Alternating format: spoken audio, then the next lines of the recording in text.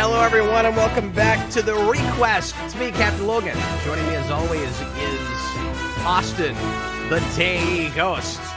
Good evening, Austin. How you doing, man? I can't hear you. There's no sound. I'll just never learn. I'll never learn to not do that. You got to press the button. Put sticky notes One job. everywhere. And one job. Is that new ReQuest thing? Is that like a brand new screen that you put up? Yeah, I came up with that 10 seconds before we started. We had the logo. A quarter of it and it looked cool. Yeah. So, Oh, cool. Yeah. Thanks. zoomed in. No, I saw the or I had the logo obviously already because we both have the T-shirt. You're not wearing it, but we both Mine's have the in T-shirts. laundry. I almost had it today. I found it. I was like, oh, I didn't know where my ReQuest shirt was. I found it, but it's in the laundry. Yeah, I didn't have DJ do a whole title card for that one. I just had to make the logo, and so I put that up on black initially, and I was like, oh, I can just put a space background behind it. That'll look good. So anyway, that's what I did. Welcome, everybody, to ReQuest. Tonight, we're going to get back to some comics, and we're going to review something that I have felt remiss in not reading for a lot of years, and finally doing it because somebody forced us to.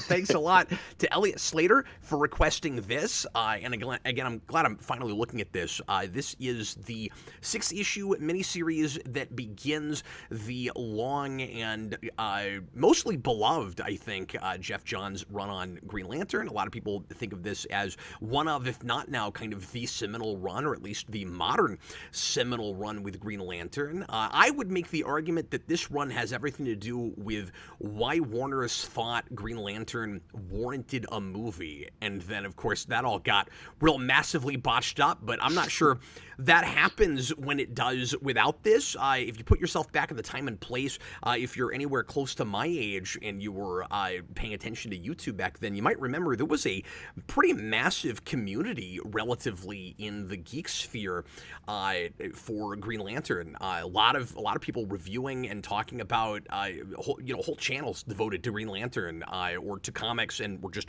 real focused on Green Lantern, and the toy reviewers were real all about that character right then. I'm talking around 09, 2010 when I get started with Geekvolution, and this kind of begins a big heyday for this character, and then that movie comes out and it all kind of goes downhill from there, which is really sad. There's still some good stuff that happens in the comics after that, but it seems like the fandom really kind of dries out, or at least I didn't hear people talking about it as hard as I did during the just pre-New 52 kind of period. With the Green movie Lantern. kind of burst the bubble. Yeah. And then, of course, when New 52 happens, ironically, with what you just said, both Batman and Green Lantern are in a bubble. Well, then he tried to do it with Aquaman, and it was like the big thing of New 52, but not as big. Yeah, it's true. And I like his Aquaman quite a bit, too, what I've read of it. Yeah, no, same here. I think this is probably better. Yeah, probably. I mean, I haven't read that since like high school, but probably. Right away, we got a super chat from Back Studio, so I'll just go ahead and read that real quick before we get into this. $4.99, thanks, man. He says, I haven't read this yet, so I'll be back in a few years. But just wanted to pass along that the comic coverage has been awesome. Y'all stay frosty. Well, thanks a bunch, but I have to give some of the credit for that to requesters, because we've had quite a bit of comic requests the last few weeks. Mm-hmm. Also, Baggy, if when you comment this in a few years, is it the apocalypse?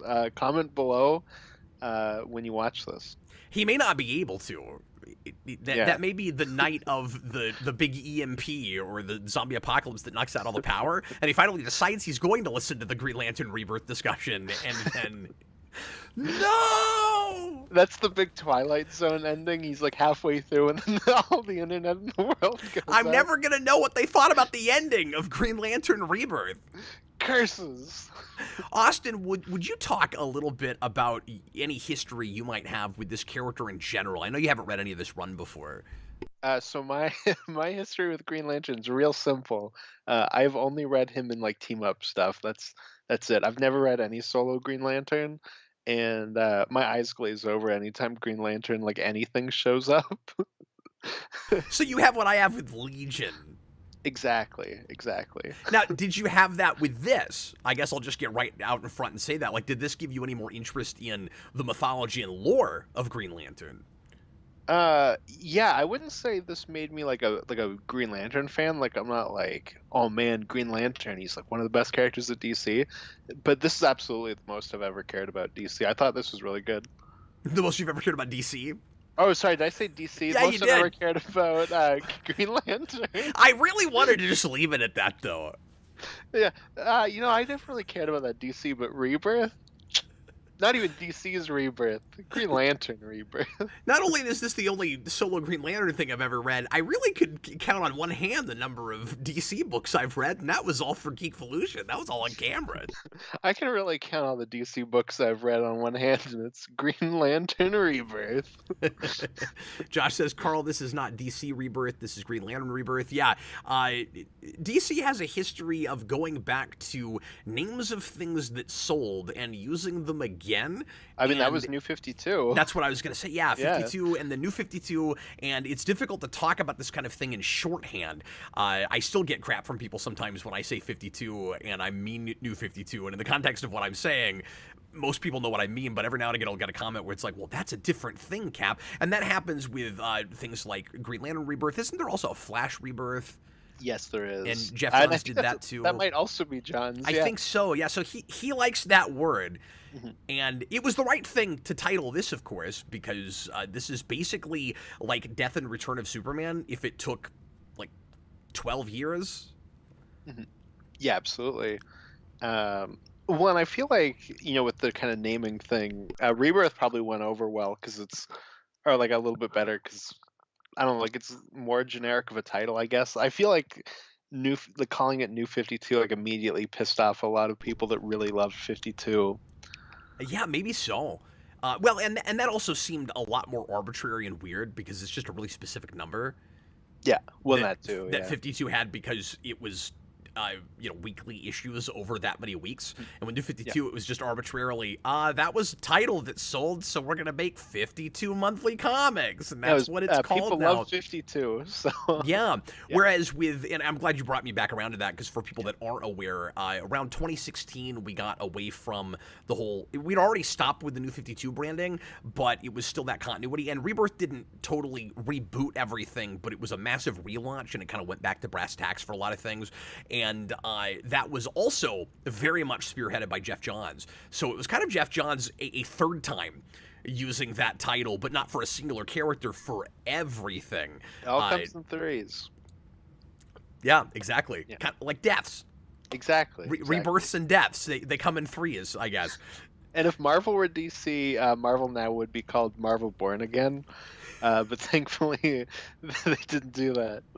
So that's great. So I have a kind of weird interest in this because I feel like I have a real good understanding of Geoff Johns' Green Lantern, and not that I know everything that happens in it, but just kind of the flavor of it. I feel like I've read a lot of Green Lantern from Geoff Johns without ever actually looking at the main book, or very much with Hal Jordan at all, because I've read Blackest Night, and I love Red Lanterns, and there's a few other, and Brightest Day. Like there's several things that are very much informed by specifically the Green Lantern mythology that begins with this, where he's retooling a lot of things, taking a lot of what was there already, going arguably all the way back to Silver Age, and kind of putting a new spin on it, retconning some things, retroactively giving us explanations for stuff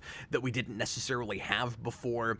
And I felt right at home reading this because I was like, oh, the structure and just the look and the feel of what Johns does with Green Lantern all the way through begins with this. This felt like, I always hear people talk about this as just a really good, solid read and like a really good jumping on point for this character, but I was kind of shocked by how much of everything that he's doing with this character after this, especially visually, and obviously you have to give Van Siever a lot of the credit for that as well. But like I wonder how much of it was stuff that he came up with and asked Van Siever to draw, because no matter who's drawing it after this, the way the lantern itself is talking always looks the same in his stuff, and there's kind of a DC House style for that later on, and just like the like lettering things, and I don't know, there's a flavor of Green Lantern that starts here that we stay with. Even in like the Green Lantern Star Trek crossover from a few years ago, like anything that is dealing with the spectrum at large looks like this book. Yeah. Do they all? Because this, of course, we have multiple Green Lanterns, and several of them have to narrate throughout the book, and they all have different narration, like caption boxes. Does that stick? Where like, I think they tend to have specific style. Yeah, if it's a Green Lantern, it has a green box. So if you have different lanterns in different colors, you're in the clear because you're gonna know who you're talking about. But if they're all green, it does become an issue. Yeah, and that was weird here because there's at least one place where I thought Hal Jordan was talking for 2 pages, and then it turned out to be Kyle Rayner. Did you have that? Oh no, because they're all green, but they're all like different caption boxes, which I thought was really interesting. I did like, not pick up on personalized. I was like, oh, that's really cool. That's smart, and I'm stupid, and it's fine. It's okay. You're only like 99% dumb. It's okay. Josh says Jessica Cruz is very cool. I want you to send me the issues I should read with her, because I've never liked her in what little I've read, Josh. Because I read the Green Lanterns book at the beginning of. I read it for, I don't know, 10 or 12 issues with her and her brother. I think it's her brother. And I just found that pair really whiny. I didn't like them at all. And I only read that book because the main villains were Red Lanterns. Of course. And when the Red Lanterns jumped ship, I didn't care anymore. But there's a lot of Guy Gardner in that book, too.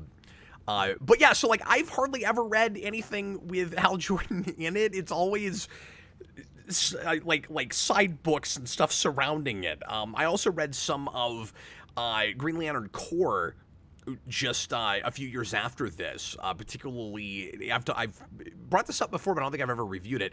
Particularly, there's an arc with Cyborg Superman that I like a lot. And I don't know if you know this, but Cyborg Superman kind of just becomes like Hank Henshaw just becomes a Green Lantern villain. Oh, weird. He's effectively not even a Superman villain anymore. Yeah. It's funny though.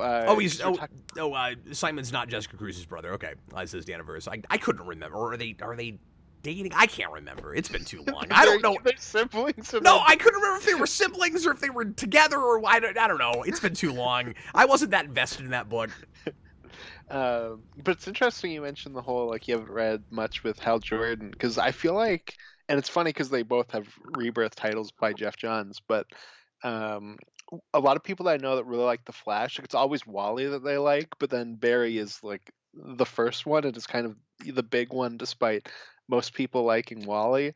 And I feel like Green Lantern has that to an even bigger extent because there's way more Green Lanterns. And they have it with, and it's not always the same one. Some people feel that way about Kyle Rayner. Some people feel that way about John Stewart. I think one person feels that way about Guy Gardner. There are Guy Gardner fans. But I don't know if it's like Guy Gardner versus Hal Jordan so much as, yeah, I like him because he's not really a Green Lantern like he is, but he doesn't act like a Green Lantern, and people kind of like the roguish thing with him, and I found him irritating from when I was a kid. But can I ask you a question? Just I'll have you do a synopsis in a minute. We'll jump into the story of this, but just because we're there with Guy Gardner, I got to ask you about this real quick. Yeah. Did you know about this business? Oh, that he's like the warrior thing? The warrior? I'd never heard about that before. And he never heard of that. He basically can morph into this big, even more bulky version of himself that's got tattoos? I didn't know about that.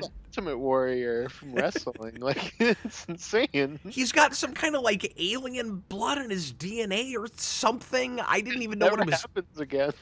I didn't even know what he's talking about. Well, it doesn't happen again, but it becomes important because something about that is mutating him later on, that Parallax is getting his mitts in. We're getting ahead of ourselves. We'll get into all that, but No, and he's got what's his name? Daniverse loves Guy Gardner, so you found one. There we go. We got him. Geoff Gearhart also likes Guy Okay, Gardner. we got two. You know what? There's probably more Guy Gardner fans than there are like Alan Scott fans. So that's fair. I always forget about that one. Daniverse, Guy was Warrior because DC needed Kyle to be the only one. Oh, so it's sort of like the Kryptonian embargo during the 90s. Oh, like Highlander. We gotta make sure that Superman is the last son of Krypton. So you gotta get rid of all the other Kryptonians. We made Supergirl the Warrior. You made Supergirl. You got rid of the Kryptonian Supergirl, and you had the Matrix Supergirl. I mean, it's kind of the same thing. Oh, that's so weird. So sort of weird, DC. Yeah, DC, you're weird. That's what we're learning. Anyway, so for those of you that are not in the know, there's a ton of really complicated history with Hal Jordan that gets him to a more than morally ambiguous place, and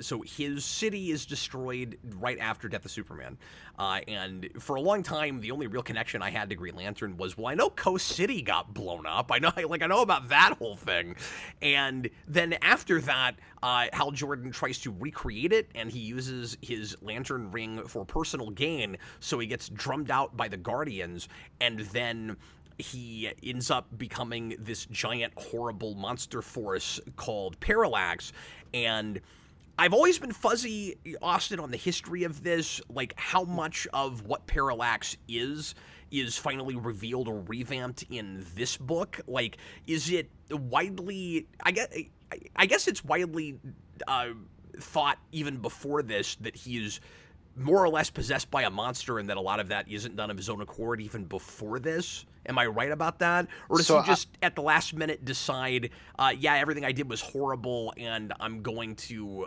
redeem myself by doing the big self-sacrifice and reigniting the sun and all of that? So I was always under the impression that it is straight up just Hal Jordan goes crazy after Coast City explodes, and then he slowly becomes a bad guy, and then he attacks the Green Lanterns, and then this comes in and goes, yeah, I don't really like that, and I want to bring back Hal Jordan because I like him. He was possessed by this creature. But he was already called Parallax before, Yeah, but I think that was just his villain name. Okay. But I could be wrong. People in the chat who actually know Green Lantern. That's the part of this that I was always a little bit fuzzy on, because for a long time I thought it was what you were talking about, but then later on, for some reason, I read something else that made me wonder about that. So. Oh, okay, yeah, I was always under the impression that that's what it was, and then this comes in and goes, yeah, no, let's right around that because we need to make Hal Jordan cool. And what's really surprising about it is this book does a lot of things that I typically don't like in comics, where we retroactively try to force history to be different or retcon things, adding new stuff to lore.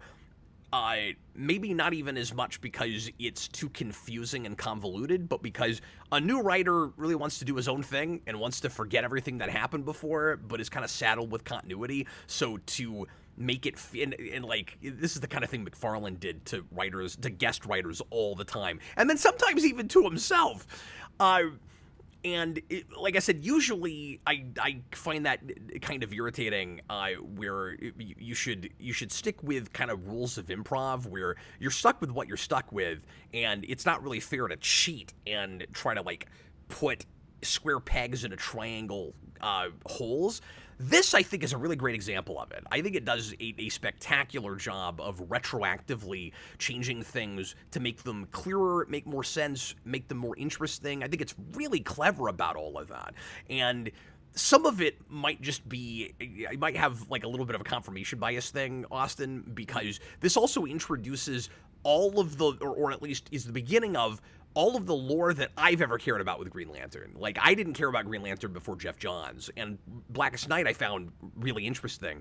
I had a lot of issues with it as an event, but it was but it was intriguing. And that was kind of my introduction to the Spectrum. And then, like I always say, after that, I really liked Red Lanterns, and I started looking at that. So this kind of introduces the Spectrum idea without telling you about all the different colors, which is kind of cool, because we sort of put a pin in it at the beginning, where it's like there's a spectrum of colors, and green is willpower, and it's the most pure, but like there's some other ones, and we just deal with yellow and fear.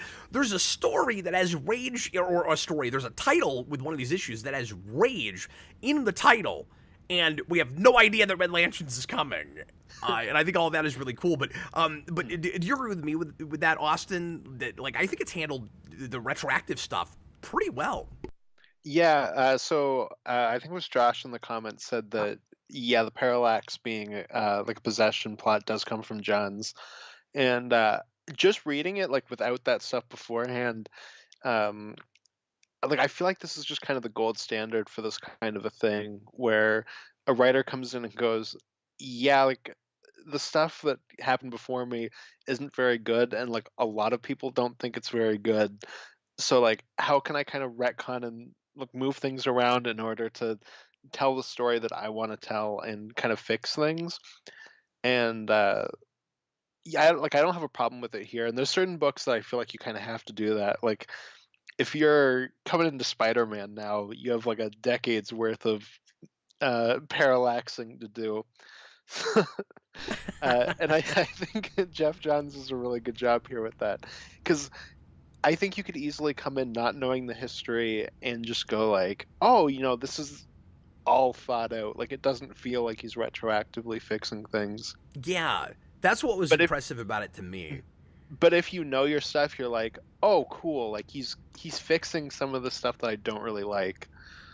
And I feel like this is a really good jumping on point for the most part, that like if you've never read Green Lantern before, there's some catching up you have to do, but for the most part, this is not a bad introduction to all of this. You just have to know that there's a lot of pre-existing lore and a pretty good number of characters that you're going to have to learn about and warm up to, and everybody is pretty well defined on the page, I think. One of the things that I think is cool is if you're not real in the know, and I'm fuzzy and rusty with Green Lantern, so like I know some stuff, and I think what I know helped me understand more of this than a reader that had never looked at anything. So I'm saying that with coming in with some knowledge, but I don't know that there's too much of a prerequisite necessarily to be able to follow this and understand it. Because one of the things I really appreciated is it's very difficult to tell, if you're not already really in the know, where the recapping is happening and where the retconning is happening. Because it's got a bit of both all the way through it. Yeah, I feel like the only thing you probably need to know coming into this is really just there's multiple Green Lanterns. Like that's kind of the big thing. Like if you don't know anything, you might be confused by that. But for the most part, like there's not a ton you need. Well, and the Coast City thing and the and the Parallax thing, it is kind of nice coming armed with any of that. Because that is true. If you don't know about Coast City, you don't even know how it was destroyed. It was just destroyed. Well, also, the Coast City thing, I think, has something to do with why Cyborg Superman is a Green Lantern villain. Oh, really? At this point? Well, yeah, because he did it. Well, it was Mongol. Well, yeah, but they were working together. Oh, okay. I just know from this book. If memory serves, he was part of that whole play. Well, that's why I thought it was kind of weird Henshaw's never mentioned this, because he's connected to all that. Oh, okay, yeah. So, yeah, because just reading this, I was like, I think they bring it up earlier. They're like, oh, Coast City was destroyed. And I didn't really know what happened there. And then later on, they go, oh, Mongol destroyed it. Yeah. That's also brought up at the very beginning of Blackest Night, too, because Blackest Night is all about all the characters that we've killed in DC and the fact that we can't keep anybody dead. And so it starts with that's the Superman and Coast City and all that.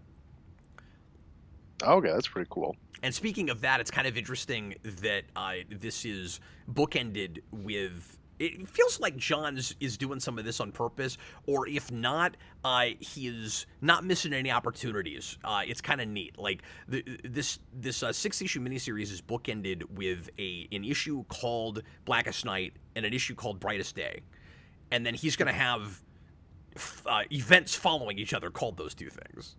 Well, and I was going to mention that too earlier when you said the rage thing. Where there was an issue with rage in the title, um, because that also plays into it with Blackest Night. Yeah. Well, and then Black Hand is in the first issue of this, and he's involved with Blackest Night. I think, if memory serves. I think I remember seeing like a cover or something with him for Blackest isn't Night. he I've never read that. Because isn't he the Black Lantern in that? It's been too long since I've read that. It is weird coming to this like years and years after I read some of this material, because I'm sure like some 25% of everything I say tonight is going to be wrong. That's normal.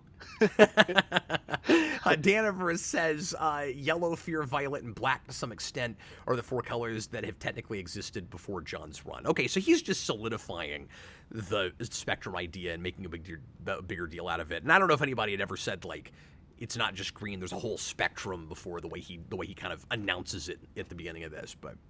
Yeah, interesting. I always assumed Black Lanterns came from Blackest Night. Violet I knew existed because that's one of his other main villains. Is that the Indigo Lanterns, or is that even a different thing? That I'm not sure. When we say Violet, I always want to call her Star Sapphire, but that's not what. No, it is. It is. Yeah, it's the Star Sapphires. Yeah, the Star Sapphires are their own part of the spectrum. There's like they're not considered a Lantern Corps. You have each of the Lantern Corps, and then you have the Star Sapphires. Oh, okay. This is I confusing. think, if memory serves. Okay, because I was like, I'm gonna qualify everything with I hope my memory is right. I don't know. I was like, it can't be Star Sapphire because Teen Titans, but that's just Sapphire. I think it is Star Sapphires. Yeah. Josh says Star Sapphire is Violet. See, I thought so. Yeah. Well, okay, so the Indigo Lanterns are a different thing, Sapphire. and then yeah. Or Starfire, whatever. I don't know. DC are confusing. now I'm just messed up. Okay. Would you, Austin, please give us a real quick walkthrough through the main events of the story? Okay, yeah, because that'll be pretty easy because it's 6 issues, but it's not like super dense. So Green Lantern Rebirth is about Hal Jordan coming back. So he starts off as like a mixture of Parallax and the Spectre, and he's kind of like at odds with himself between the two of them. And it's like an unholy trinity. Yeah, exactly. And there's just kind of weird things happening. Like part of Coast City reappears. Ferris airfield like rebuilds itself and things like that, and everyone's trying to figure out what's happening with that, but everyone knows it's something to do with Hal Jordan, especially Batman. And meanwhile, Kyle Rayner. We'll have to talk about Batman. Yes, we will. Because I remain really unsure of how I feel about just Geoff Johns' whole take on Batman in regular continuity. Yeah, absolutely.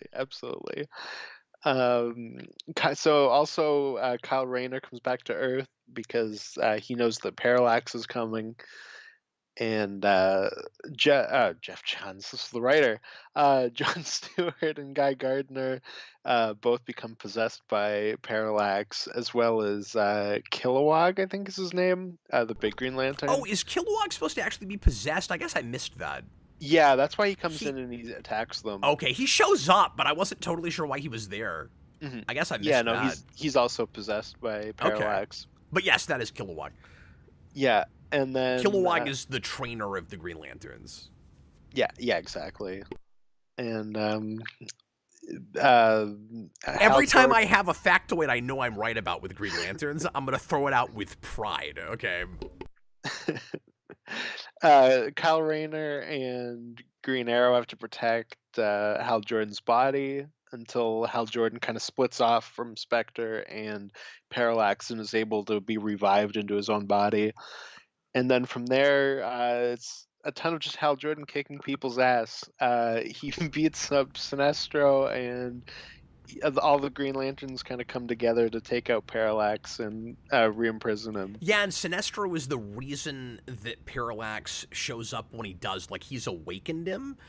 Yeah. And I had the why now question for half this story, where I was like, I don't understand why Parallax is showing up now, and we finally get a revelation for it. And I was like, oh, good, because that was going to drive me crazy. Well, I also didn't realize that Sinestro's like really stupid early design lasted this long. Yeah, I thought he was already yellow at this point, but he's still got that stupid blue costume. Yeah, I guess it's Johns that makes him yellow, or did he? I guess so. Yeah. Give him that back for a minute for some reason. But yeah, that's the outfit he has in Super Friends. Yeah, well, it's his original design, and it's super goofy.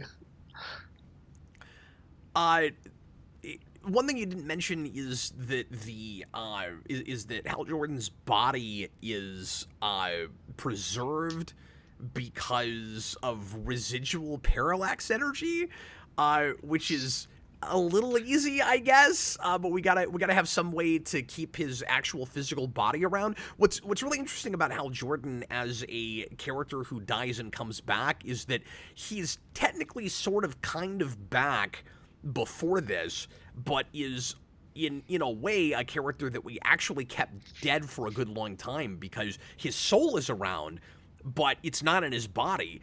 And up until now, we would assume, I think, that unless his body is shown before this, I don't know, but I would assume that everybody, thinks that his body is probably decaying somewhere, and that he would never actually be able to get put back in it. That's kind of the one big easy thing that makes it possible for him to get full-on resurrected. But like, he's been the Spectre for I think a while now, so it's not like that seems to be the case. It's not like the Superman 6 months later he's resurrected in Return of Superman thing. Like, he's kind of left dead for a while. It's kind of like Nightcrawler, where he's dead for a surprisingly long time. Yeah, not as long as Barry Allen, who also gets rebirthed, but for quite a while, I think. It's also, I don't know if you had this, but kind of funny that Green Lantern, like Hal Jordan, becomes Spectre in this, and then in the Arrowverse, they made Green Arrow Spectre. Oh, yeah, that's weird. I wonder if they were thinking about that at all. Probably not, but I had that thought. I was like, that's kind of amusing. I don't know. That's the thing I wanted to mention. I like Green Arrow quite a bit in this story, and it's really nice that he's here. He really should be here if we're bringing back Hal Jordan, because we didn't mention this, but one of the only things you and I have ever read with Green Lantern is Green Lantern Green Arrow, because we've reviewed that together. No, that was you and oh no, you weren't there for that. Yeah, that no, was Kareem on vacation. Yeah, I've actually never read that. I picked it up. Apologies, Kareem. I forgot who I reviewed that with. No, you're right. That was me and Kareem. Yeah, because I actually picked up because it was a big. You should read it. It was we really liked it. Well, yeah, and I picked up a bunch of Green Arrow that I was reading, and then I was like, you know what? I'm going to finally get into Green Lantern. So I bought the Geoff Johns run, but then I went, I'm going to buy Green Lantern Green Arrow so that I can kind of ease myself in by also reading Green Arrow. And then I didn't read it, so I read this first. One thing that I kind of skimmed this again after I read it the first time, and on a first read, I thought it was kind of surprising and maybe a little sad that when Green Arrow finally puts on a lantern ring, he doesn't get an outfit. Because after this, Geoff Johns is constantly giving people lantern rings and then coming up with cool new outfits for them. Like Batman's going to be the White Lantern. And again, that Star Trek crossover, like the whole TOS bridge crew becomes Green Lanterns. or lanterns, I think, maybe even of different spectrum, of different... I was going to say, they should be... Parts of the spectrum? They should be lanterns based on what their shirt colors are. It was interesting. They had who was it that was a Red Lantern? It was it was General Chang from Star Trek 6. Oh, weird. Was a Red Lantern. So he's like a Red Lantern with an eye patch still bolted to his face. I was really hoping it was going to be Scotty because he's got a red shirt. It was amazing. Yeah, but he doesn't have a lot of rage. I don't know. Scottish people are angry. Yeah, if he doesn't get his if he doesn't have any alcohol on hand. Yeah, He well, doesn't have any imagine him scotch. like fully enraged, screaming that they need to fix the engines. For the last time, I told you cannot change the laws of physics. And he's a Red Lantern. But because you mentioned Green Arrow with the Green Lantern ring, and that was probably my favorite Green Arrow moment. Not specifically when he uses the ring and he shoots an arrow out of it, which is pretty funny, but it's when he gets the ring and he tries to recharge it, and he's like, he's saying the Green Lantern speech, and then he gets to the end and he's like, like I don't remember the ending. Yeah, well, that's what I was gonna say. Sorry, I stopped on this panel because it's really funny that this bit at the end of this issue. What is it? Issue 3 or 4? It's yellow, So, yeah. but he doesn't have that outfit yet. Like he's gonna get that later. He's gonna become a Yellow Lantern. But it's like this. It's a lot of this feels like it's set up for stuff I know is going to happen. Mhm. Simultaneously, I think this is a really good, like I said, introduction to these characters. But if you know some of what happens later, it definitely enhances it. Like it feels Yeah, like absolutely. a long con, like a long, plan for a run, and it seems like, I mean, I haven't read the very end of Geoff Johns' run, but it seems less compromised than a lot of really lengthy runs.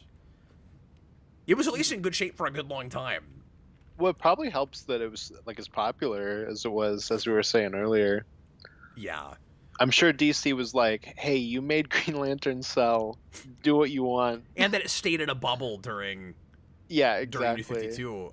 But yeah, with the Green Arrow shooting an arrow thing out of the lantern ring, I was just gonna say what you just said is the reason I think it kind of works. Is like I think maybe the reason he doesn't get a suit is because he doesn't become a full-on Green Lantern because he can't remember the end of the oath. That must be what it is. Yeah. Well, I liked it just in terms of if they went too far with it, I would go like, "Oh, okay, so like anyone can be a Green Lantern." Like that's Yeah. maybe a little lame.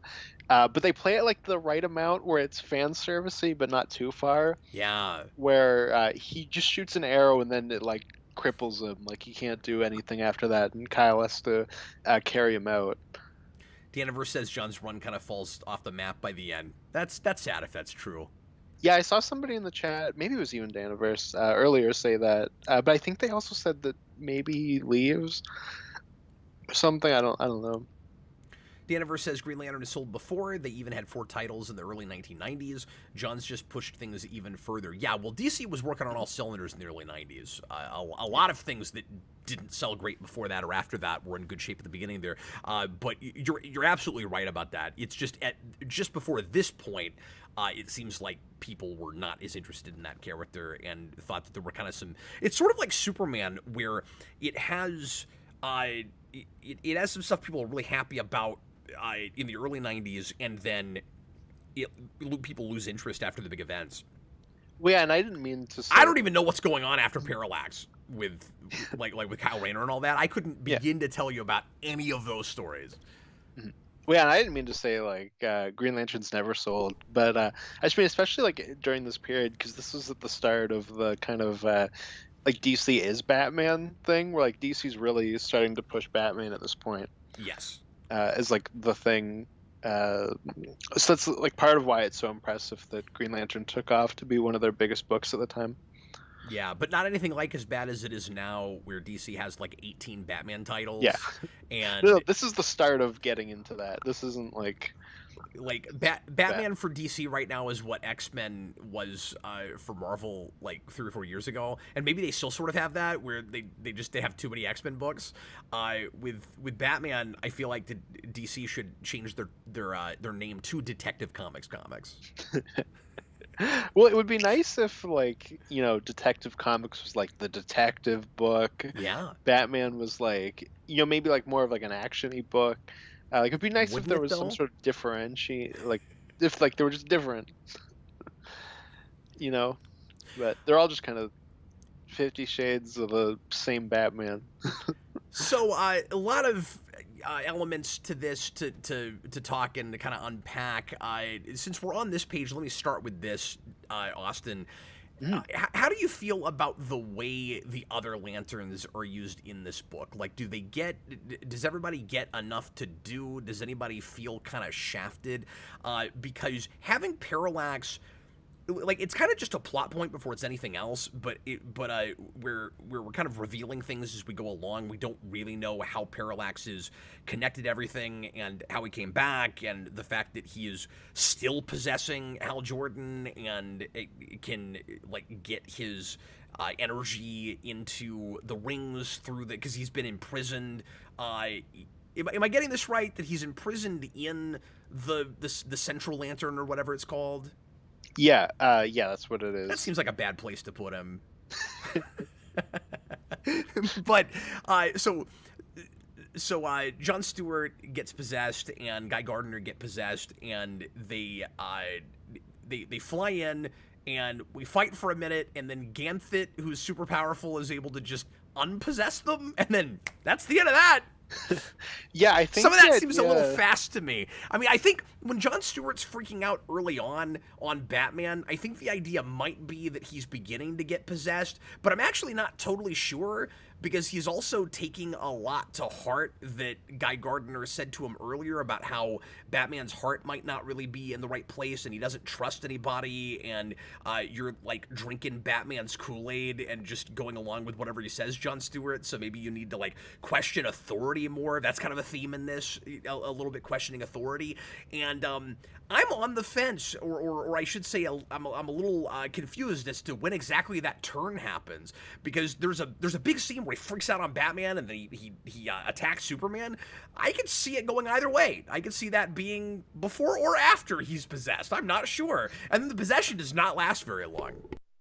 Yeah, so I think the possession happens during that fight scene where they find Hal Jordan, but I also think uh, the entire reason they get possessed is just so that the other lanterns can kind of understand what happened to Hal Like I said, it's a plot more device. personally. Yeah. I assume that's kind of the reason why that happens. But yeah, it is a little easy that they just kind of get snapped away and they're okay.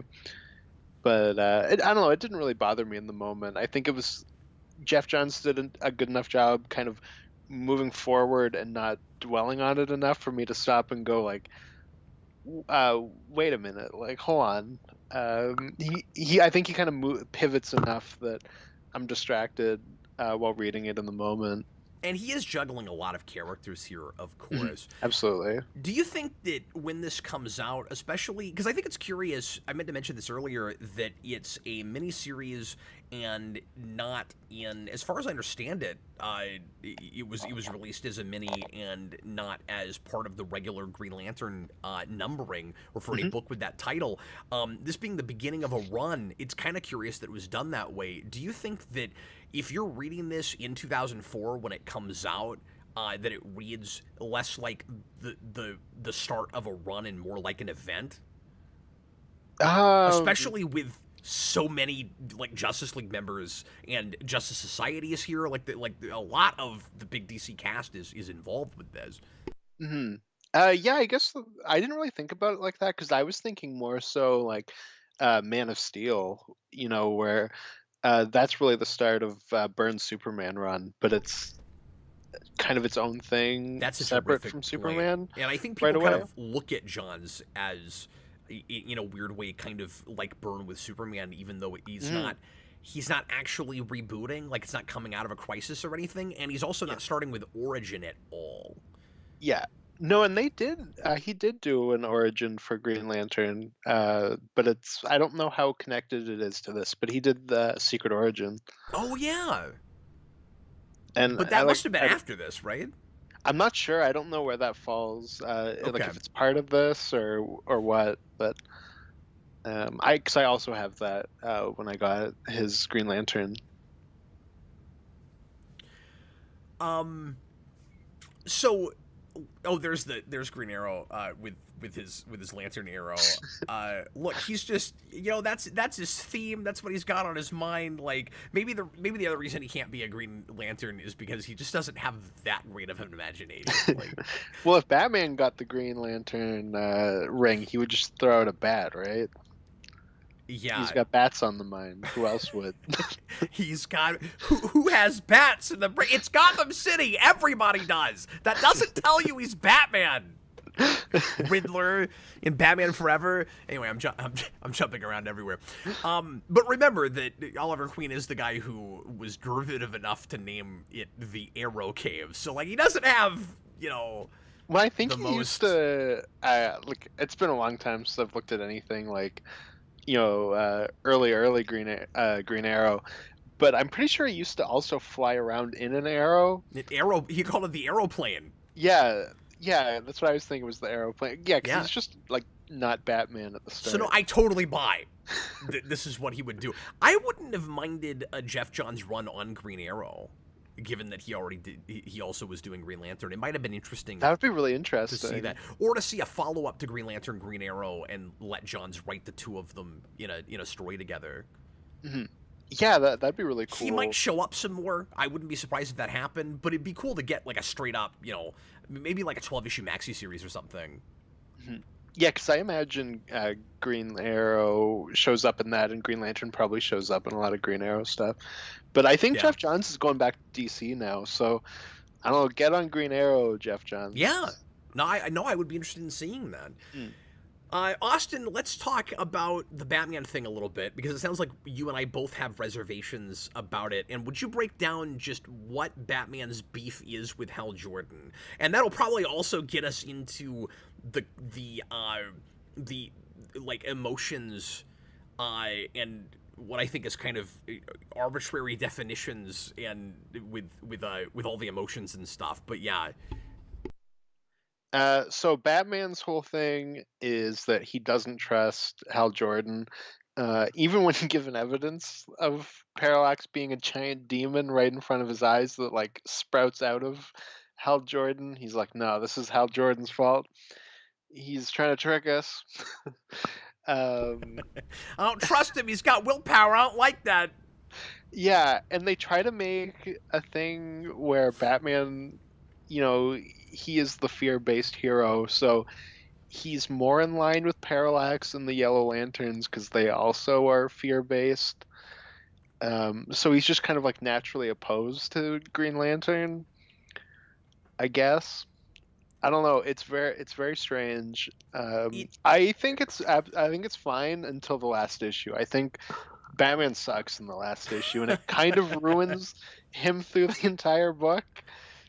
Yeah, but so reading it moment to moment, I think is fine until the last issue. I kind of see the psychology that Johns is after with this, with Batman, and the way he looks at the suspicious way that he looks at Jordan with his kind of like overflowing at the brims willpower, like willpower unchecked is scary. Like somebody that doesn't have fear is scary to Batman, because in the book talks about this, that like he's about intimidation.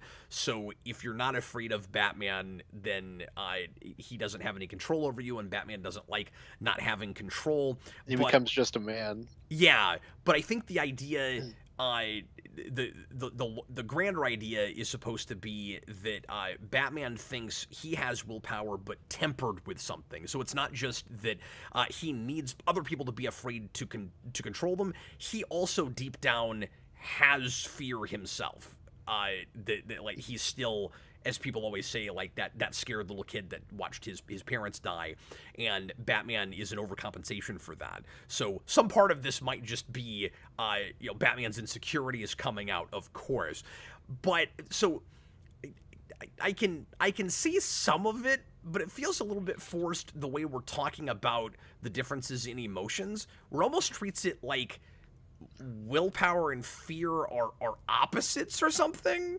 Yeah, well, because it's also weird because what is Batman but like sheer willpower? And that's where I'm going with this. And so I think maybe it's just we don't spend enough time with Batman, and he doesn't have anybody to explain his own feelings about it. To like, it might have been nice if we just had a scene with Robin, with Alfred, with anybody, where we actually break down more why Batman feels the way he does about this, because it kind of seems like Geoff Johns just really wants to give Batman a beef with Green Lantern and try to make them opposites in a way that the Batman Superman thing has always been, naturally, because if you can make the argument that Batman has to hate Green Lantern because of willpower, and he doesn't, and Batman doesn't trust that there's anything behind that, that he'll just rush into anything and he's not scared of anything, so he'll turn into a crazy person and go do all the stuff Parallax did. He could make that argument with any other superhero. Mm-hmm. Yeah. That he can't control. And I realized that Tower of Babel was kind of about that, and that Batman doesn't really trust anybody, but he's singling Green Lantern out, as like scarier potentially even than a Superman unchecked. Yeah, well, and like I said, I think it's fine through the entire book, because, Hal Jordan did go crazy and kill people, and he was a villain. Like, I buy that Batman wouldn't trust him. Yeah. But it's once you see, Parallax rip himself out of Hal Jordan, and then Hal Jordan, the Spectre shoots off of Hal Jordan, and then he comes back revived as Green Lantern, and he's like, okay, guys, we're gonna beat Parallax. And then Batman stops him and goes no, Hal Jordan, you need to answer right now. Yeah, he goes, and it's as long as I'm standing, as long as I'm standing, I'm not going to let you do anything else. And I have two questions for Batman in that moment. I'm going to try to find that panel. I guess it's before this issue, right? Because is Jordan back in his own body at this point? Yeah. I'm thinking of the moment where he grapples onto yeah, no, I know, but it's right after he gets back in his body, and I have to find that moment. Well, anyway, sorry guys, I'm flipping a lot of pages here, but I gotta see if I can find that. No, I think you're going earlier. I'm going too early, aren't I? Yeah. So the way you can tell, after he fights Sinestro. So the way you can tell is he's got white on the sides of his hair, because I love that there's an explanation for that now. Geoff Johns explains it as Parallax is making him feel fear, which he's never dealt with before, and is slowly kind of degrading him. And now he's aging too quickly, and he's got white on the sides of his head. That's great. I just like that it recolors when he gets back into his body. I thought that was really funny. Yeah, that's so comic booky. Yeah, it's great, and I'm totally fine with it. By the way, no, that's just really funny. And we also get an explanation. This was, I thought, the cleverest retcon or retroactive explanation, however you like. Sorry, I'm going to get there, and then we'll talk. Here it is. Then we'll talk about this. Oh wait, no, that's the very end of the. I don't know where it is. I think. Did I even pull these panels down? I think it's right around here. Oh yeah, because he punches out Batman, isn't it? I'm missing that page for some reason. No, it's right here. Oh. Okay. It's right here. It's a 2-page spread. That's why I couldn't see it. Look, it's a 2-page spread. That's where it is. That's why. Yeah. Now we know. So we'll talk about this in a second because it's silly. But I really like the explanation for why the Lanterns were allergic to yellow. Yeah, because that's such just a silly. Golden Silver Age era comic book thing, right? Yeah. There's a solid reason for it now, and I kind of buy it, that Parallax goes all the way back to the birth of the universe, and is this kind of elemental thing, and then before he gets picked up by the Guardians, he's so powerful, and fear is such a scary thing up against willpower, I guess, that their rings don't work against yellow. Mm-hmm. Yeah, and it's a good way of differentiating why they're weak to yellow, but not the other Spectrum Lanterns, right? Yeah. They're not weak to the Red Lanterns or something, Well, or I'm Black trying to remember. Lanterns. Is it because Parallax, like, oh no, it's not just because uh, fear is almost equal to willpower. It's because Parallax actually corrupts the Yeah, it's because he's imprisoned within central like battery. the central battery. So there's like a piece of Yeah, like the main yellow thing I was inside conflating of it. events. Yeah, they imprison him like eons ago. Yeah, exactly. Is the idea, and then they don't even. And this is a pretty intelligent retcon too, I think.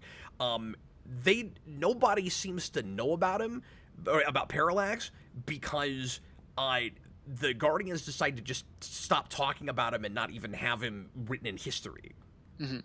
Yeah, which is funny because it's like, this we need to come up with a reason for why nobody's ever mentioned it. Talked about it. It like, works as well as anything, wrong. though. No, it's fine. Like it's it's silly, but it's silly in the way that comic books are silly. Like I don't think that's going too far. And it's not taking itself too seriously. Yeah, And it's just kind of like I mean, Green Lantern shot a Green Arrow shot a Green Lantern arrow. This is a funny book, okay?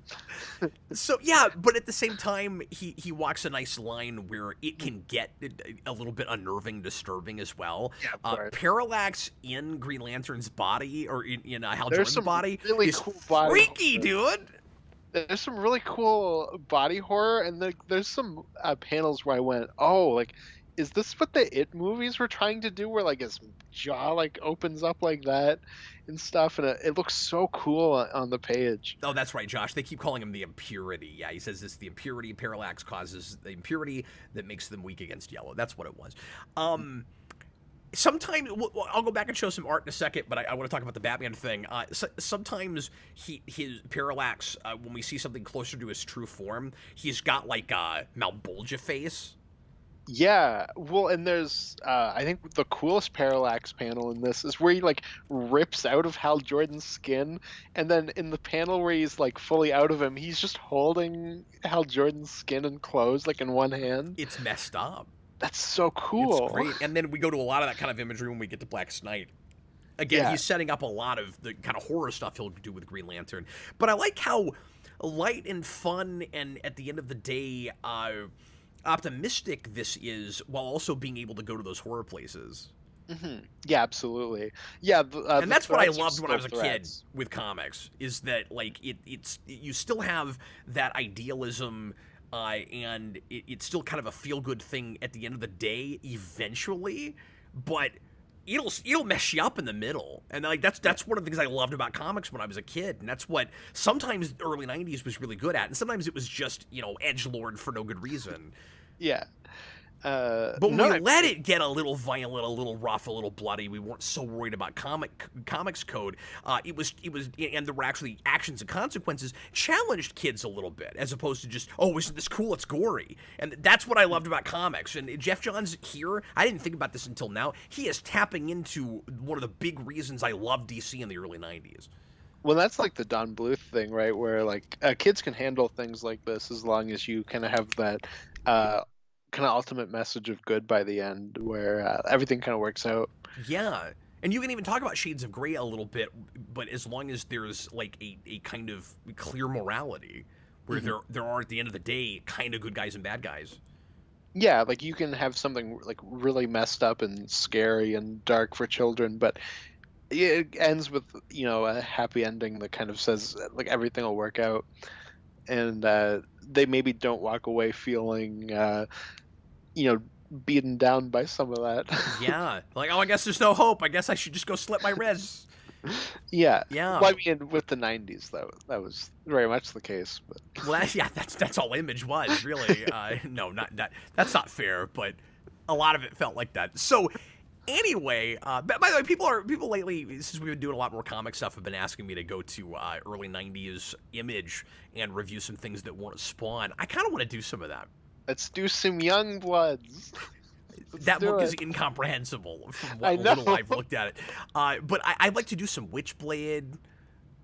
I'd like to do the Darkness. I've always liked the Darkness. Yeah, the Darkness games are on the Xbox Game Pass, so like I want to check those out. And I've never Yeah. read any of those comics, but I've heard the games are really It'd be cool. cool. We could review like the first couple trades and then play one of Yeah. the games. I have them both on 360. I've never played them, but at one time I was trying to collect superhero games and I bought them, but I've never actually Yeah. played them. Let's talk about Batman. Yeah. To segue from cool art to Batman, I really like how he's drawn. I don't like how he's written, but Yeah, so I got a big question for Batman. Well, I got two big questions for Batman. First of all, you are Hal Jordan is not just a Green Lantern himself, not just has been resurrected and is kind of in video game terms at full health now, but is he's surrounded by other Green Lanterns, and you're just gonna wrap up his arm with a battering rope. I know he's Batman. There's a part, I think it's when He's just like, no, as long as I'm standing here, that's what you're not gonna do anything. And I'm like, this is silly. I'm sorry, it's silly. And second of all, like you said, he knows about the big yellow monster that only the Green Lanterns know anything about at all. These are the only people that can help you. And the idea that this would be a really silly trap on Green Lanterns. But is this really what Batman thinks? Is that Hal Jordan... Because we haven't talked about this, but you said it was okay all the way up until the end. I was weirded out by it the whole way through, because Batman goes, I think this whole thing is a long con. I think Hal Jordan became Parallax and then needed even more power, so he intentionally became the Spectre just so that he could finally bring Coast City back. I'm like, Batman, I'm sorry, but that is, like, I know you're paranoid. That's Illuminati nonsense. That's crazy talk. Just because he's clearly ignoring major events, like the fact that Green Lantern, or like the fact that Hal Jordan again sacrificed himself to bring the sun back. So he thinks all of that was part of he thinks he's like a cosmic Amanda Waller. Okay. I mean, what's the point of having power if there's no world left? You know, it's like Kingpin 90s Spider-Man bit. There is no profit in the destruction of the earth. Exactly. I didn't really mind any of that stuff because Hal Jordan did go crazy. And like every time Batman's talking about like, oh, maybe it's a long con, I'm thinking that, you know, that cover where Green Lantern, he's got like every ring on his finger and he's like insane. Oh yeah. And I'm like, no, that guy's a wild man. Like, I don't know what he's thinking. Maybe. Yeah, I understand him not fully trusting him, but the idea that he thinks that he's the villain and behind all of it with what he knows at this point is maybe a little bit of a pill to swallow. But yeah, that didn't bother me. Okay. It's entirely once you get Parallax free from Green Lantern, Yeah. and this giant space dragon flying around, and Batman's like, Al Jordan, forget fighting the space dragon. You're gonna explain this to me. We're gonna talk about this. Do you think he's in league with the space dragon? That he copied himself and made a space dragon? Yeah. When you mentioned just like a funny art thing, you know that he. Oh, real quick, I like that the Spectre doesn't care if the universe is destroyed. Oh yeah, it's just the Spectre. Yeah. That's interesting. Where he's like, no, I got better things to do.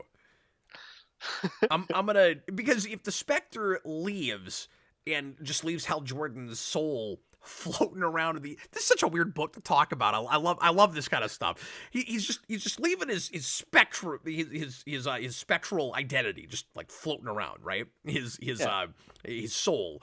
Then there's no reason for Parallax to not just latch onto the next most powerful thing, which is Ganthed. And that whole thing looked awesome, by the way. Oh yeah, he looks so cool.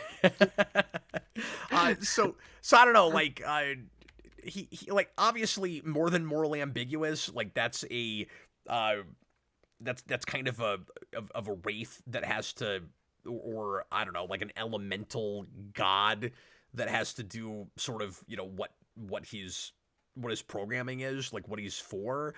But it's kind of crazy that he doesn't care if there's a universe left for him to go punish people in. Yeah, I mean that seems like that type of character, right? Like we do that a lot. These kind of cosmic beings, where it's like, I can solve everything, but I'm not. Even though the world's good, like the entire everything is going to be destroyed. They're like, whatever. I'm just gonna go leave. Who cares? Uh, so yeah, I don't know. That's about. Oh, there's that awesome panel where he's holding Hal Jordan's skin. Yeah, I made that the thumbnail. Oh, awesome. It's really neat. Oh yeah, that was the Batman thing I was saying. Yeah. Because you said how funny it is that he decides to stop Hal Jordan by wrapping a rope around his hand. And you passed the panel earlier. Like if you go back, there's that panel where like all the DC characters show up to fight Parallax, and they're all like farther back, and the person leading the charge is Batman. And earlier, Batman. I don't know has how a he even line- gets there that fast. He's just on legs. Some of these guys can fly. Well, there's a line earlier where he's like, "Oh man, Parallax, if he gets the powers of the Spectre, he'll be completely indestructible." Like a few pages later, Batman's the first person ready to hit him. Yeah, you're right. Batman's right at the front Yeah, here. he's right at the front. I don't know, Batman. If that's the case, I'd maybe stand at the back. And that's not like an issue. It's just like a funny thing I noticed while reading. No, it's pretty funny. I think probably the main reason, I don't know if I would have been as weird about Batman's motivations in this, or just the way he's looking at things, if it weren't for other Geoff Johns stuff I've read with Batman and Green Lantern specifically. My issue is he has this obsession with Green Lantern and Batman have to hate each other, and I don't know where that comes from. I don't know why that's a thing for him. But it's weird because in their Justice League, they're like buddy cops. In New 52 makes this worse. When it's weird in his Justice League because both Batman and Green Lantern suck in that book. Yeah. And it's weird because he's the big Green Lantern guy. But part of that is just his Justice League's not very good. Yeah. Unfortunately. And he's trying to find, new interesting places to start these characters, but like they meet hating each other, and it seems to come out of nowhere and for no good reason. And I guess reading this, the assumption maybe you're supposed to make is that he immediately doesn't like Hal Jordan for the same reasons, but in that, right at the start, he wouldn't even know about the willpower thing yet. Well, I've always seen his Justice League, Batman and Green Lantern, as like a Riggs and Murtaugh. Like they're like buddy cops that like banter with each other. Yeah. And I never really cared for any of that, but it seems like he's trying to make them the like Batman and Superman again. Mm-hmm. Yeah, I've never really had that thought, but that is really interesting. I guess he is. he is, because it's like, because with Superman, it's like I don't trust anybody that's this squeaky clean, right? Mm-hmm. We have totally opposite ways of looking at things. This tries to say his instilling fear in people is like somehow the opposite of what Hal Jordan does.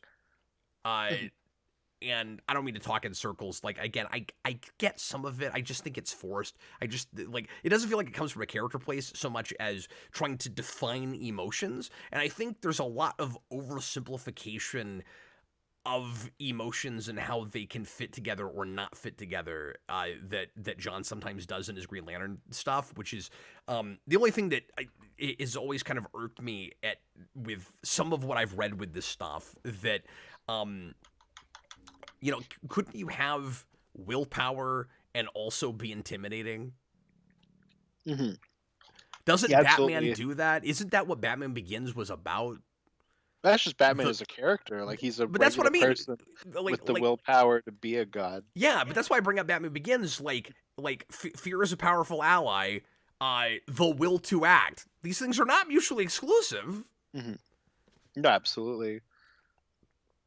So that's weird. Yeah. I also, and I brought this up in other videos, but I also have always thought it's weird the way it's inconsistent, right? The way willpower and fear are talked about with their respective rings. So the person that has the Green Lantern ring needs willpower, but the person that has the Yellow Lantern ring doesn't have fear. They instill fear. Mhm. But we always talk about it like you have the power of fear. No, you have the power to instill fear. The power is intimidation. It's Yeah. weird. Yeah, it's like a Sith thing. It's a little weird the way we talk about that. Mhm. Yeah, absolutely. But I do like the way he deals with fear as a positive thing in this sometimes as well. I wish that was brought a little bit more to the forefront. But the idea that what makes Kyle Rayner special is that he does have a more sophisticated understanding of the like positive side of fear. Mhm. Well, yeah, and I was thinking of Star Wars like quite a bit reading this, and he's like the kind of like gray Jedi or whatever. I can't remember what it's called. It might even just be that, but the kind of one that like walks the line, right? Where he's a Green Lantern that's special because he doesn't have like the full force of will and has some of that fear. And I really like that moment that he has with Hal Jordan where, he goes like I can't fight Parallax, Hal, like I can't get over my fear. And Hal Jordan's like, well, I mean, you just came out here and fought Sinestro by yourself. Like it's not like you were, cowering in a corner. Yeah, he says, "What do you think you've been doing all this time?" Yeah. Yeah, exactly. No, that was a really nice moment. Yeah, no, it's great. So sometimes it's talked about as too oversimplified, but then that kind of proves it's not. No, and that feels like the type of thing you build on in your run, right? Like Yeah, sure. you're kind of seeding things and you're going to expand on it more as you go. Yeah, and like I said earlier, he's seeding a lot of stuff here Mhm. Yeah, absolutely. that I'm only realizing because I've read some of it. No, like I said earlier, like I feel like this is the gold standard for this type of thing where he's taking material that's just got like a ton of baggage that's really weighed down this book and he's clearing it all off and going, okay, I'm gonna like make the story to retcon things and kind of clear things up, but I'm also gonna seed what I'm gonna do moving forward. And like it's done just expertly, I think. Yeah, absolutely. Storm Dragon 771, a name I don't recognize. Hi there. Welcome. Put in a $5 super chat. Says, I think it might be about the Yellow Lanterns denying their own fear while trying to instill it in others, but I might be wrong about that. Yeah, that's interesting, but with the willpower thing, that seems to be kind of the point of the Green Lanterns, is that they're not supposed to feel fear, and Hal Jordan is the ultimate one because he's the man without fear, which is really funny that we just blatantly come out and say that, even though that's Daredevil. Yeah, exactly. No, I've never really thought about that, but that is interesting There's a because little bit of talk about it with Sinestro. one, I'm just That like thinking he has an understanding of fear, he can instill it, but he also is able to feel it some himself. It seems like, maybe. I'm not sure. So I don't mean to contradict myself. I can't decide if that's supposed to be in there or not. But it does seem like it's a lot more about, it's just whenever they say power of fear, it's always making people afraid. Yeah, no, I've never thought about that, but that's interesting because you can kind of expand that out to the other lanterns, and the green guys, they use their willpower for their to use their rings. The red lanterns are just like really angry people. The black lanterns are dead people, and I don't know. I guess violet lanterns love things, Yeah, that's but Star then Sapphire. It's the power of love. but The then Huey Lewis lanterns. their heart. Uh, Yeah, exactly. but then yellow lanterns are the only ones who don't specifically feel what their color represents. Yeah, That's interesting.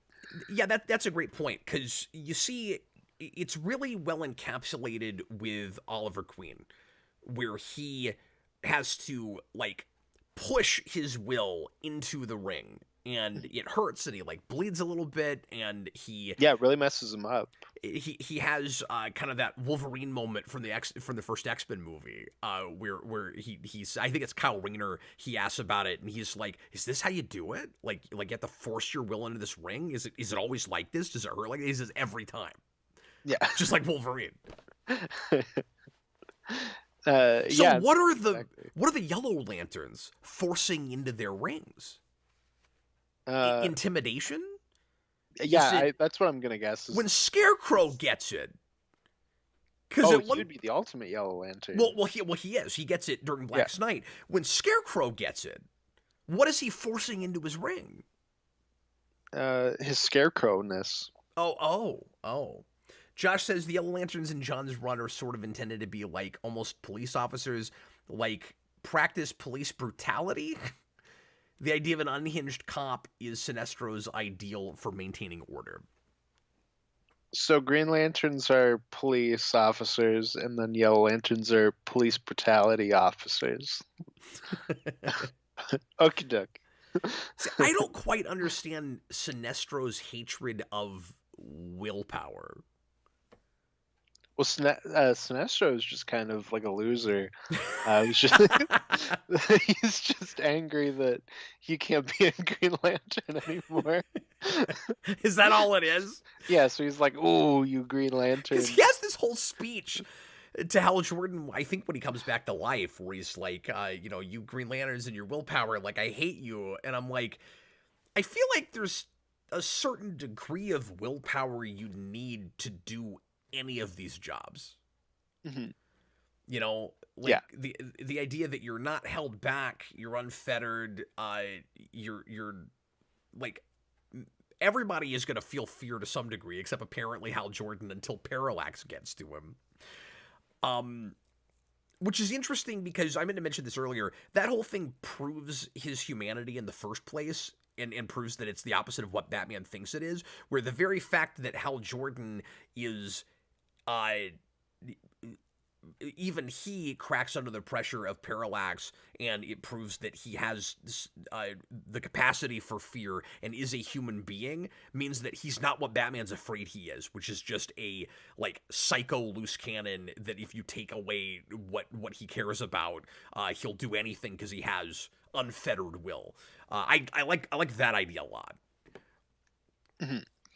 Yeah, no, absolutely. But I don't get why Sinestro hates willpower, because I feel like willpower is to some degree necessary to just be a hero or a villain or anything. Get out of bed in the morning. I don't know, like. No, like I said, I think he's just like a loser that is just mad that he lost his Green Lanternness because he was a jerk that used his powers for just things that he wanted instead of the greater good. Josh says, no, Sinestro doesn't like the way the Guardians define willpower. Oh, because the Green Lanterns can't use lethal force. He feels lethal force is important to maintain order. The Green Lanterns don't. Yeah, and I'm stuck on just like one particular line he had. I forget exactly what it is, where he's willpower. I hate that. And I'm like, I don't know though, because you saw yourself as the greatest Green Lantern. Well, see, that's where I get my read on him. Is you have that flashback where he's Hal's like, "Hey, who are you?" And he's like, "I'm just the greatest Green Lantern there is. Yeah, I'm so awesome." And then you get to the future, and he's like, "Oh, you took away my Green Lanternness. Your willpower." Immediately after that, like 2-page flashback. No, he's a loser. That's his character. I'm admittedly a little out of my element trying to break this down, so I'm kind of just spinning my wheels during this review, trying to decide where I land on some of that. The idea of like of emotions giving you power, like the lantern, like exaggerating it or like being able to like blow it out of proportion and get energy from it, was always kind of a wacky idea to me. Yeah. And I think it's the main absolutely reason that I always had a hard time getting into Green Lantern is just it's a thing that kind of wants to be a more or less a science fiction thing, but I always felt a little bit more, like you said, like a Star Wars, like a more space fantasy kind of thing. Yes, space opera. And after Johns did the whole Spectrum thing, I enjoy it a lot more now. Like, Mm-hmm. like it's fun for me after that. Like now I can accept it as more of a space fantasy thing, but I couldn't decide how much it wanted to be that in other things before. Yeah, absolutely. The only issue with it is that they should really be Blue Lanterns because they're cops, and then Green Lanterns should just be really greedy. Matthew Bass just kind of more eloquently made the point I was trying to make with a $10 super chat, and I really appreciate you, man. He says, the concept of the emotional spectrum falls apart when you think about it, because people make up all kinds of emotions. Well, if I ever get a job at DC, I'm gonna create the gray lanterns that feel all of everything. They're like, And we people we represent feel... the whole. Actually, no, they should be the white lanterns because white is like every color. That Yeah, makes well, sense. and they did that. Oh, dang. Yeah, they did that. That's what... I didn't oh, you don't know about this. That's what Brightest Day was. Oh, okay, yeah. Do you want to know who the White Lantern is? Well, now that you say it was Batman. It was Batman, Something yeah. about that, yeah. Which is kind of Dang. crazy after reading this, but... Yeah. It makes you want to read all this together, finally. Yeah, well, the other thing, too, is... And I guess this also makes it ironic with Batman's perspective, because we're talking about extreme personalities in the first place, right? And so Batman is able to, after his parents die, keep up this kind of drive, what I've always seen as like a willpower of his own, and an anger.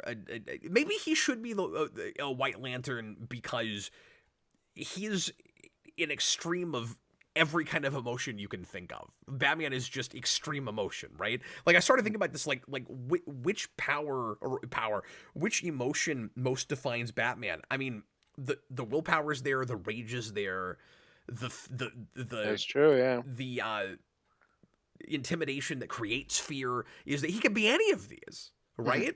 Yeah, that's why he can become a Lightbringer as the White Lantern. You could get away with even saying like extreme love is in there because he doesn't do what he does if it's not for how much he cared about his parents, and like et cetera, et cetera. I don't know. That's kind of interesting. I hadn't had that thought before. And I came to that while I was trying to make some other point. I don't even know what that was now, but... Well, I was just thinking... But isn't that interesting? Oh, I was going to say, just most people are not always on the high of one emotion, right? Yeah. Well, I was just thinking about the willpower thing. That's their excuse for, like, Silver Age DC characters having no personality, where it's like, well, what's Hal's personality? He's got a lot of will. He'll do things. Yeah. He's Like, highly, highly motivated. When you might not feel like doing anything at 7 p.m. after a really big, hearty meal, except watch Wheel of Fortune, boy, that Hal Jordan, he's going to the grocery store and buying eggs. He's getting got even more food. He's got... Well, he needs it for tomorrow morning. He's got willpower. Storm Dragon. This is also a thing I've always not fully understood, but is will considered an emotion? No, it's more of like a state of mind. Yeah. Like, not so much an emotion. Look at it from the way Ducard teaches it, again, in Batman Begins. It's trained. Mm-hmm.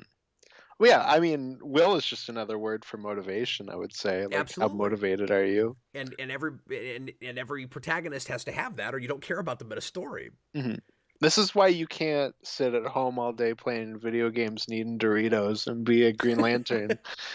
You lack the will. Is the reason willpower is the purest of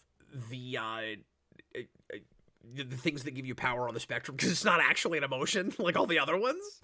Yeah, and I guess it's just, like, you're motivated to do the right thing. Like, you know what you want to do, and you're gonna do it. Yeah. I guess is just kind of the idea. And then, of course, yeah, none of this takes into account like chemicals and endorphins. Mm-hmm. Those don't exist in a comic book. Yeah, like, can we turn those into raw energy? I wonder. Now we're just deconstructing how Green Lantern works, but I don't know. It's all interesting to talk about. This turned into one of Eric's explaining a character videos. Well, anyway, what else do we need to talk about with this book? We're already at an hour and a half. We should probably wrap up here. Yeah, there's not a ton. Like I said at the beginning, like, there's not like a ton going on, right? Like, I feel like there's only like a handful of scenes that are kind of not stretched out, but like, he gets the most out of everything he does. I guess the last thing I'll say is like, the art's really nice. I said earlier while I don't like Batman's writing, I love how just like I love the shadow work of it, Yeah. where he's almost entirely silhouetted. No, I've always liked Vince Weaver. Yeah, no, his art's great. I kept on that force of will panel forever because that was just the theme we were discussing. Oh, and there's a cool Parallax like open mouth The shot. giant mouth, yeah. Yeah, it goes full Pennywise, but it looks good. I feel like tell me if you agree with this. If DC had a house style visually in the mid 2000s, this was more or less it. Yeah, I agree with that. I feel like this is the kind of, I don't know, modern classic look for DC, if that makes any sense. You know what I mean? This 20 years ago, like this is kind of the look I think of when I think of this period. I agree with that. When stuff is working on all cylinders. Mm-hmm. There's a lot of heavy line work. I think that also really defined this period, and Vince Weaver specifically. Yeah, absolutely. It does have that thing where there's not a lot of stuff in the backgrounds. No, because and that becomes a huge problem in Blackest Night, where I can never tell where we are. It's just gummed up with zombies. Oh, there's that panel you're talking about where he pulls his face off. Yeah, it's so cool. No, like this is the type of art that I also think of, and it was really cool because I've been reading like a ton of stuff right now, but one thing I've been reading from this era is Jonah Hex, and the artist that just took over on that has this really annoying thing that I don't like, where there's like a focus on it, where like the characters in the front will be, you know, just drawn normally, but the background will be, I think, digitally blurred out, and like wow. And I really hate that. Because it would just feel like everything was on a green screen or something. Yeah, and like there's like one panel that I think of where there's like an object in front of a character that they wanted to really showcase, so the character's blurred out and that object in front of him isn't, and it's, I don't know, I think it looks like really ugly in a comic. Yeah, and it sucks because the art itself is really nice. It's just they made this choice that I don't think works. Yeah, and I like his art too because it's not flat. There's a lot of depth to it, particularly with faces. Mm-hmm. Yeah, absolutely. No, it really pops. I feel like there is a style that Johns himself is drawn to, and he's always looking for artists that more or less look like this. Oh, because you're thinking, well, even someone like a Jim Lee or something with his Justice League. Yeah. I guess I can't remember who drew his Flash. I guess that stuff was a little flatter. I'm not sure. I thought it was interesting because I always assumed Van Sciver does like all of his Green Lantern, but I have like the kind of big trades in Comixology, and I just flipped a page after I finished this to just take a look at the first page of like his first issue and the actual book. And it was done by Darwin Cook. And I don't know if he takes over for a while or if he just does like an issue. I guess don't know. Van Sciver did some of his Flash also. I don't know who I'm thinking of somebody else.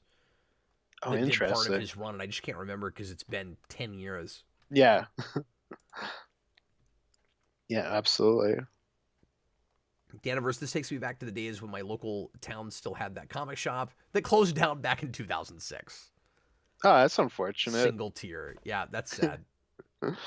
Yeah, I used to... Daniverse says, no, Doug Mankey did more of it.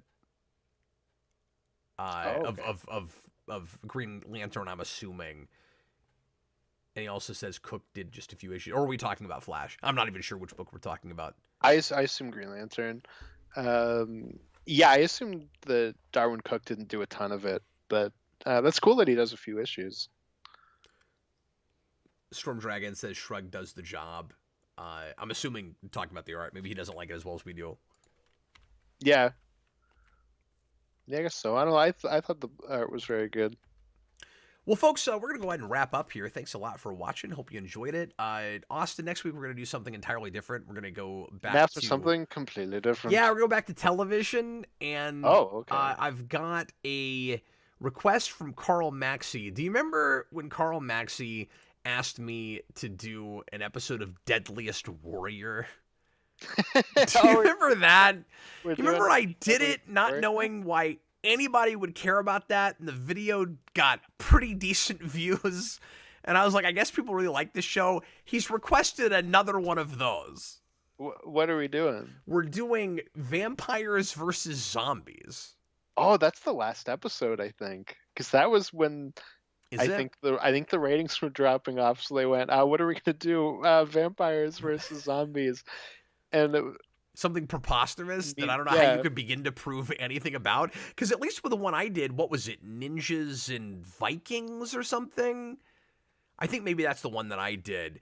At least they're like actual historical characters that existed.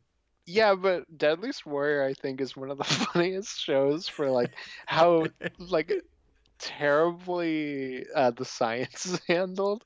Where it'll be like, okay, this person and this person both have guns. Okay, this cowboy guy, he knows about cowboy guns.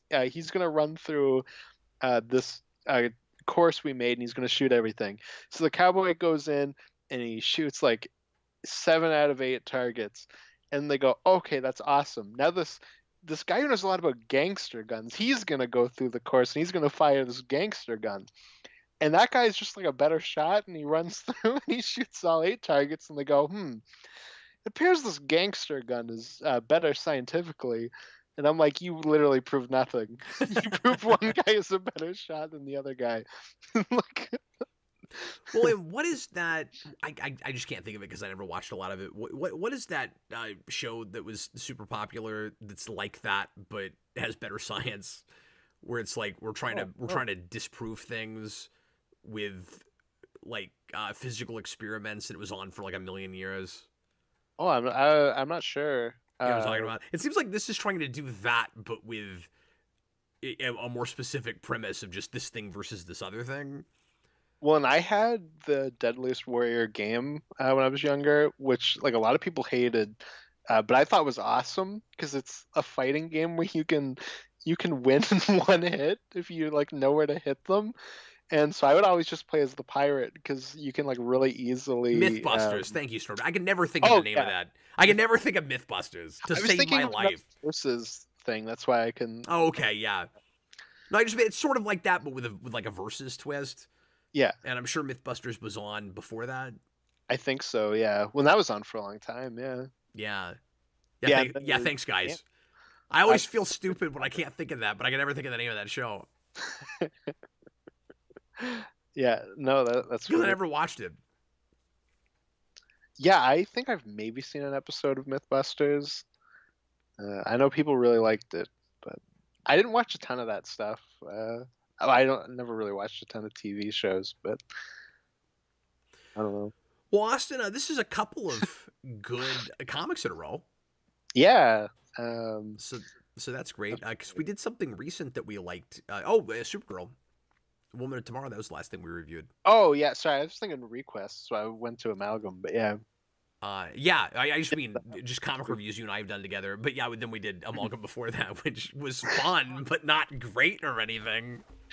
It was really fun until it slowly stopped being fun. Oh, that's true. Yeah, the first of those minis was okay. Yeah, and I feel bad for that guy because he was like, oh, check out this Amalgam stuff, and like I'm sure it's great, or not like great, but you know what I mean, like fun for that type of thing, on its own. But when you read 12 issues of it, you hit a point where you go, okay, I'm done with this. There's just only so many of these characters combining with each other that I can take in a single sitting. Yeah, it'd be like if you watched like Days of Future Past, Endgame, No Way Home, and the Flash movie, like all back to back. You'd hit a certain point where you go, okay, like I'm done with this. Jareth wants to know if there's going to be a show tomorrow. Yeah, I'll have a Captain Logan show tomorrow night at 7. We're going to cover the trailers that we were going to cover Tuesday. Yeah, you got some big news stuff. We may not bother with Ant-Man because that comes out this weekend, so there may be no point in talking about that trailer. Yeah, I forgot there was like a Super Bowl thing for that. Yeah. That was one of those ones where I just like tuned it out because I'm like, it comes out in the week. Like, who cares? Yeah, people are mostly gonna want me to talk about the Flash trailer, and I kind of don't want to talk too much about it, but I will talk about it. And then I know there was an Indiana Jones trailer. I haven't seen that yet, and I think there was even another thing. So there wasn't. I assumed there was going to be a lot more, but there wasn't really a ton at the Super Bowl. There was the Flash trailer. There was the new Guardians trailer, and I think that was it Oh for. yeah, Guardians. I think that was it for full trailers. Maybe But there then wasn't a big Ant-Man thing. Maybe Guardians is what I was thinking of. Yeah, probably. No, there was an Ant-Man TV spot, not a full trailer. Okay. But they did do a TV spot. I'd also recommend, Cap, before you do it, to watch both the trailers and the TV spots for it because they are different. Okay. There is some different stuff in the Flash one and the Guardians one. I can bring up the Mario spot they did. That was pretty cool. Oh, yeah. And then there's some other new stuff like I can talk about the Breaking Bad commercial. That was pretty cool.